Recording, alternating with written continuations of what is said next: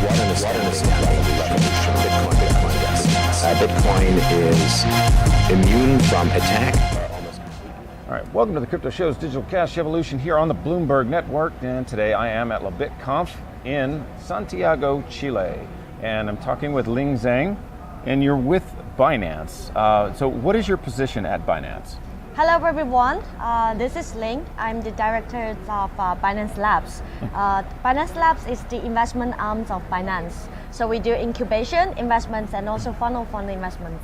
And for those that don't know, so our audience probably does not know a lot about cryptocurrency. This is a general radio audience. Binance is an exchange, kind of a forex, if you will, where you can go and exchange cryptocurrencies for fiat or whatever other currency you're interested in if you're looking to do trading, things like that. So how old is Binance? When did Binance get started? We just celebrate our 1 year anniversary in July this year. So it's still a new company. Is that the Binance exchange? Yeah, too? the Binance, the whole company. And the growth of Binance has been incredible. So they're like one of the biggest exchanges out there right now, aren't they? Yeah.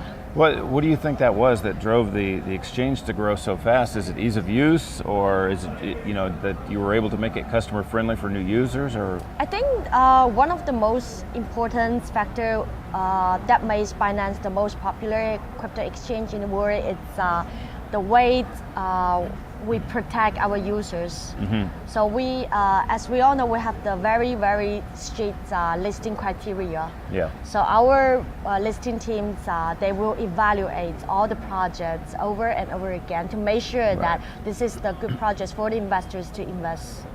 And what about security for your individual account? What's the level of security on that? Because you hear about exchanges being hacked all the time, and you guys haven't really been hacked yet. Have you had any hack? I mean, pretty much all of them have.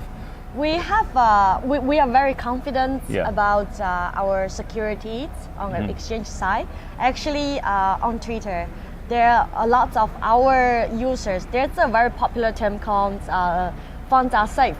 Yeah. This is the term from initiated by our CEO CZ, and which describes that our funds are safe. This has been used very often by all the Binance users. Right.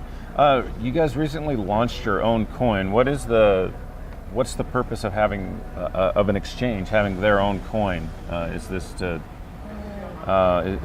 Is it kind of a stable coin, or what's the purpose of it? Actually, it's not launched recently. Mm-hmm. So for BNB, it is a utility token. Oh, for business to business. Okay. Yeah, for business purpose. For example, for Binance Labs, we do our incubation and investment in BNB. Yeah.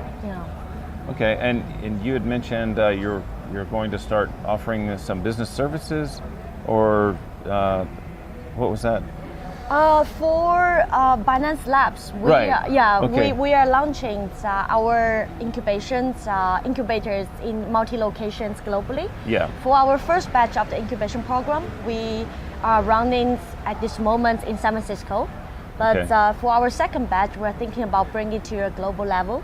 Yeah. Okay. And what types of services does obviously Binance Labs is separate from the Binance Exchange. You guys are looking to grow in a certain direction. What is that? So for Binance Labs, it's the investment arm. It's still under the umbrellas of Binance. For us, we look for the projects, entrepreneur, and community to support and to empower. Together, we wanted to tackle the problems that are the roadblocks of the whole ecosystem at this moment. So for the incubation and also investment side, we will provide the strategic investment. Other than that, we will also provide the mentorship and also weekly fireside chat and also other support services. Yeah. With excuse me, with the market being what it is right now, do you see kind of a stale? Is it stale as far as growth? Do you see a lot of new users, or is it kind of obviously when it was 20,000, people were flooding in? What's the rate kind of right now with that? I think there has been cycles of up and down in this industry. I don't think that this will influence our investment strategy, because for us, our mission is to realize the full potential of blockchain technology, and this is not something that you can achieve within 1 or 2 or 3 years. Right. It's a long term. So for us, we hold a long-term horizons investment, Right. and we believe in the long-term values of the blockchain industries and also blockchain technology. Right. And the reason I'm asking this is because since the markets are kind of down, you don't see a lot of influx. What we've kind of done with our show is we're trying to get outside of the echo chamber. So we're on mainstream radio. We're trying to reach new users. Are you guys doing anything like that to try to reach new users? Because we're obviously not bringing in new people because of the market at this point. So that's because they don't know about it. There's no excitement behind the growth of it right now. So people aren't going around saying, "Hey, did you hear about crypto?" Because the market's down. It's all bad news that you hear. Yeah. So what we try to do with this show is get on the air and let people know about interesting projects such as Binance, such as Andreas Antonopoulos we had on yesterday. Just any kind of interesting use cases for cryptocurrency so that new people can hear about that. What are you guys going in that direction to try to reach the new user? What's your plan to reach new users and let them know that cryptocurrencies are safe and not just some kind of a scam? Yeah, I think regarding on the problem that you just described, the main reasons why people feel like that there are fewer users, new users entering in this industry is because they only consider the users like traders. But for us, as you say, we are actually looking for the actual use case that people can use the tokens to in their daily life that actually have the real utility values. Yeah. So for us, as I mentioned before, decentralized application is one of our investment scope. So far, we have invested in 21 projects. Some of the projects are a decentralized application that trying to bring the user experience into crypto. Right. What do you feel is like the most exciting new use case in cryptocurrency? What do you see? They are a couple. I mean, aside from it being money, myself, I live 100% off cryptocurrency. All of my income is in crypto, and I hold it in crypto. So it's hard for me right now, but it'll be better later. And I know it will. I think there are a couple more directions that we are excited about. For example, like payments, e-commerce, and also remittance, which is a problem in Latin American market at this moment. Right. And also for me personally, I am very interested in gaming, blockchain gaming. Oh yeah. Yeah. My son's a game developer, and he's trying to find ways of interjecting cryptocurrencies. I'm glad that you mentioned Latin America and remittance, especially like Venezuela. It's huge.